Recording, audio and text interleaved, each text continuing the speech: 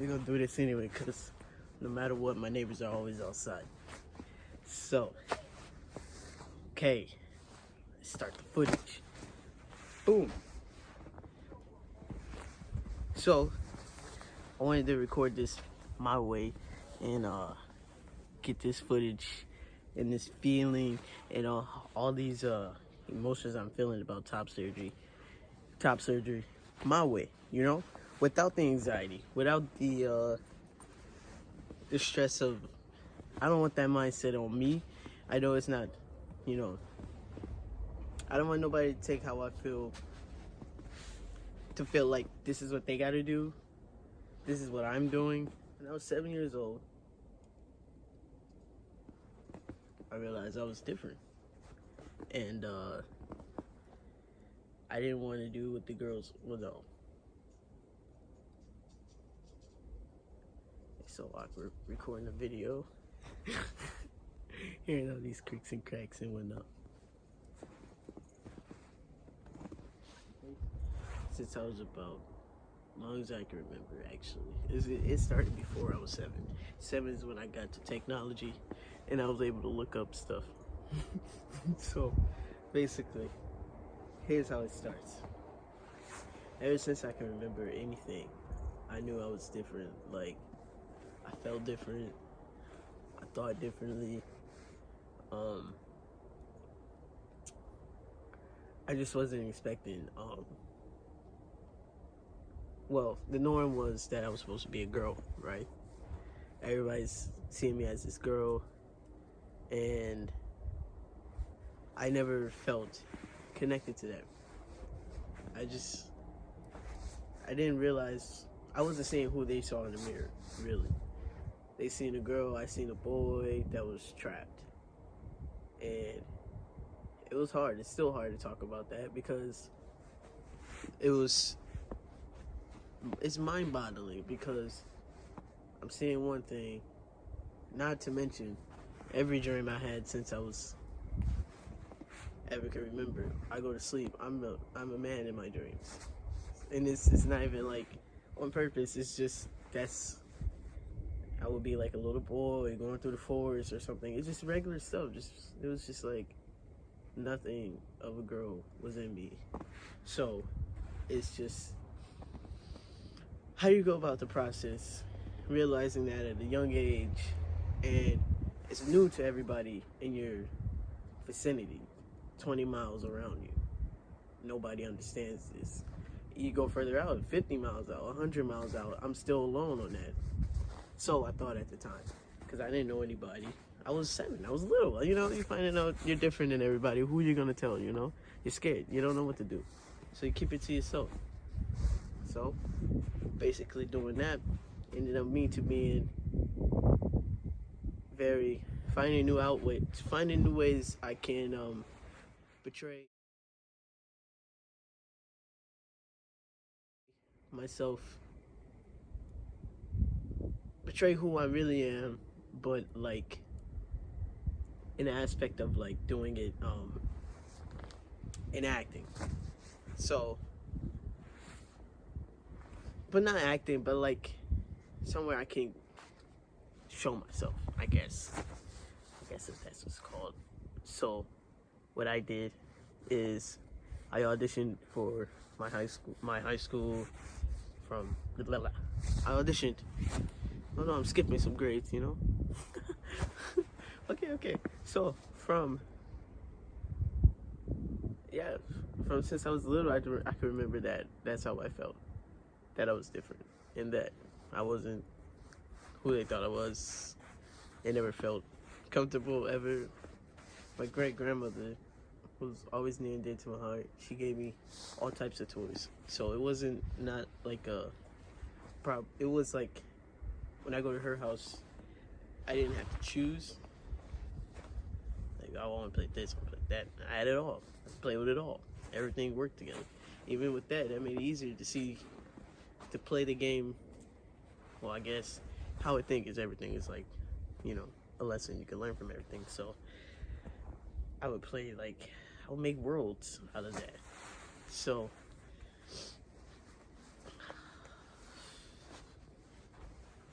Then I auditioned to performing arts, and I thought it was going to be an easier way to alleviate the dysphoria, which I didn't know which it was. Dysphoria is basically, discomfort. I didn't know I had dysphoria until I had a friend in about 8th grade, and we were close. This stuff gets traumatic because we ended up dating, so she taught me a lot about myself, really, and it was questions, really. We were curious minds. We on Twitter, whatnot, after school, be on Twitter, looking up stuff, reading stuff, and just asking questions, just digging deeper on my mental and why I felt different than everybody else, and why I didn't refer to myself like everybody else did, or like when people say I'm a girlfriend, I would look bewildered or like confused, like, well, consider like anything that was related to a girl. It was just confusing. It didn't feel right. So I'm still learning now to use my voice because I was so silent for about 22 years. I was silent really about this part of me. So even recording this to the public is hard because I'm a shadow man. So this is all new. But I like to be behind the camera now. Now that I did all that hiding for so long, it's just like it's a phoenix rising, I'm out here recording this video in the snow because it's so like euphoric right now to be at this spot, to be here 22 days away.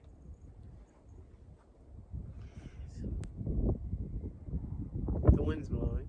That's spirit, well, the universe is always talking, so thank you for this moment, this beautiful moment. Almost there. 22 days, almost there. Basically, gotta finish the original story.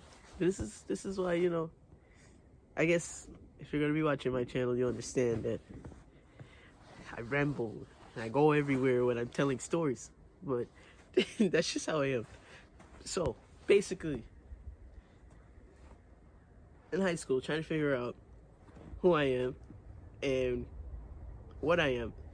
So, and at the same time, having like the full high school experience and enjoying every aspect of life and trying to understand it and grow as a person.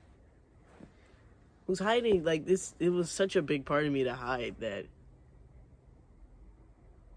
Yeah, I'm so talented. I'm considered so talented, but I'm not me.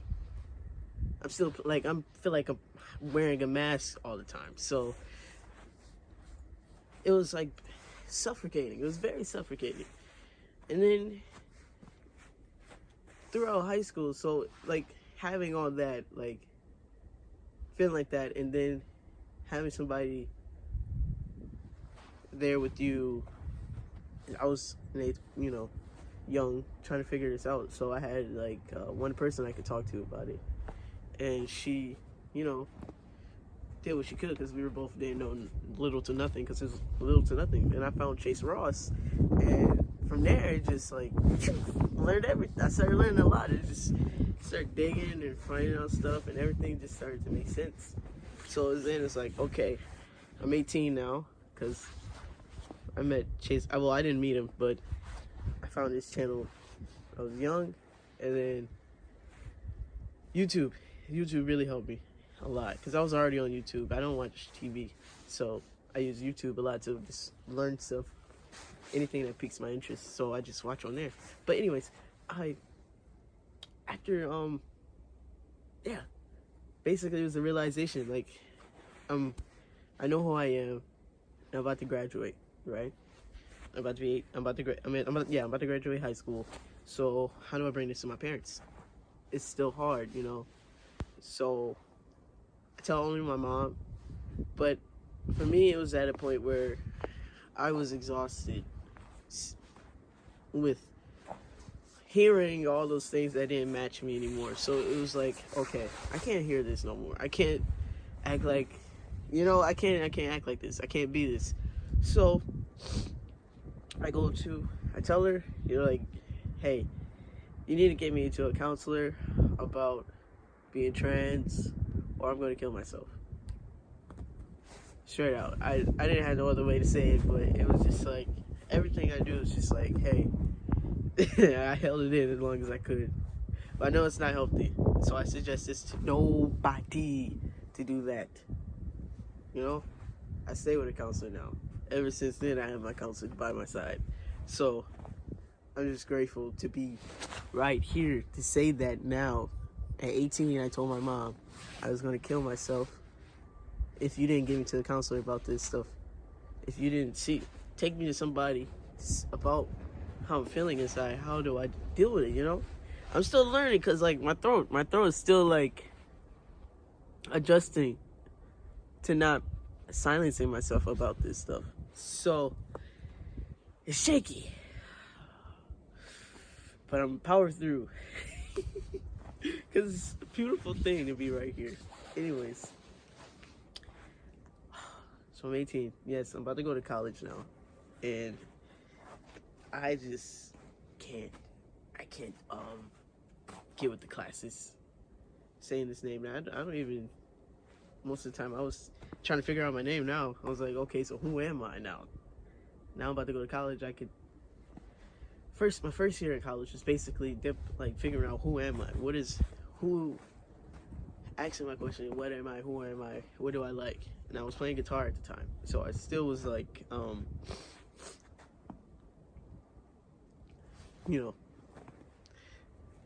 experimenting with everything. So it was just not everything, like, drugs and whatnot. I wasn't doing nothing like that. I was trying to focus in school, but I just kept hearing, like, I was being misgendered, wrong pronouns, everything. It was just, like, uncomfortable. So I was like, I can't do this. So by the time, there was a waiting list. So there was a waiting list for my first appointment with my therapist. I called them in January for the first appointment. I didn't have it till April. So I didn't have hormones the first year of college. So I was just dealing with it, But second semester, it was hard. That was a very hard semester. The waiting game from the first to the second, the in between time there, that was hard because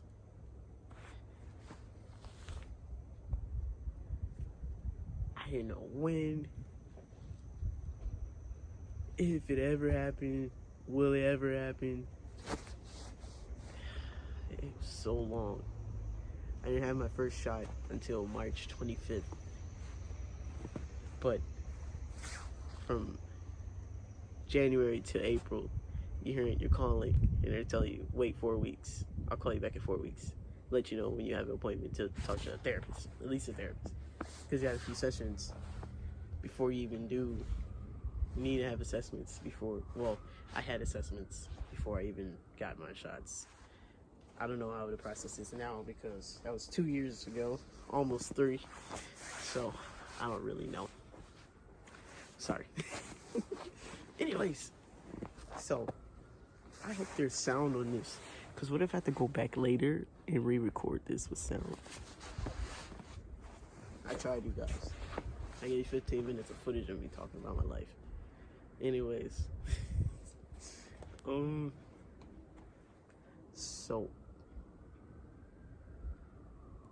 Where was I? So I was doing a waiting game. Waited. Got my first shot. I did my first shot, I believe. Yes, because I remember I just went straight in. Didn't care. I was just like, just tell me what I'm supposed to do. Yes, thank you. Finally. It was like a breath of fresh air. Everything is so relieving now. Every day to wake up like this, to see my face grow more facial hair, to see just the subtleties of it.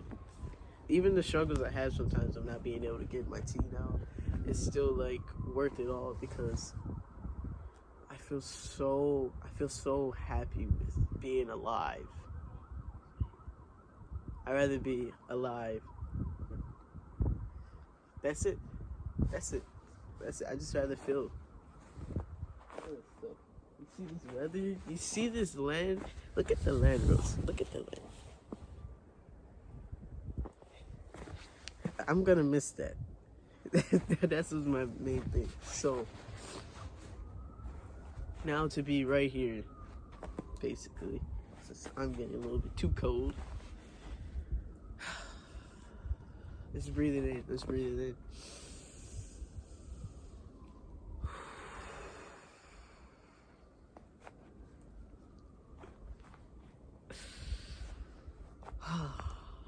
Okay.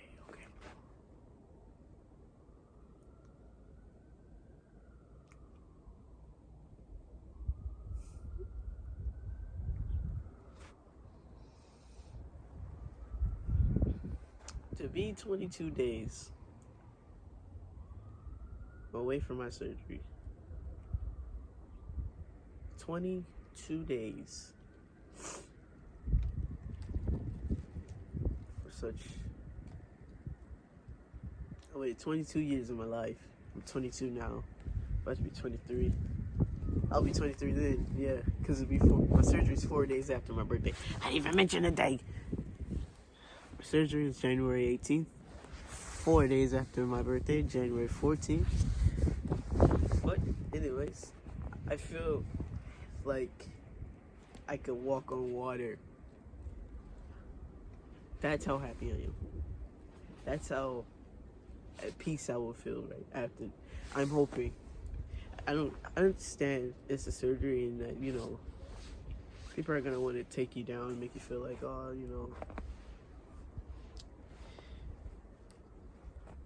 there's complications, blah blah blah, stuff like that. Yes, I'm prepared for that mentally. Whatever it throws at me, I'm attacking. I don't care anymore. I just want it. I've been wanting it. Wherever comes with it, I'll take it. I'll take it. This is a sacrifice I've been waiting for my whole life. I sacrificed a couple of jobs for this all year. I've passed away so many good opportunities that could have placed me in such a financial stable spot.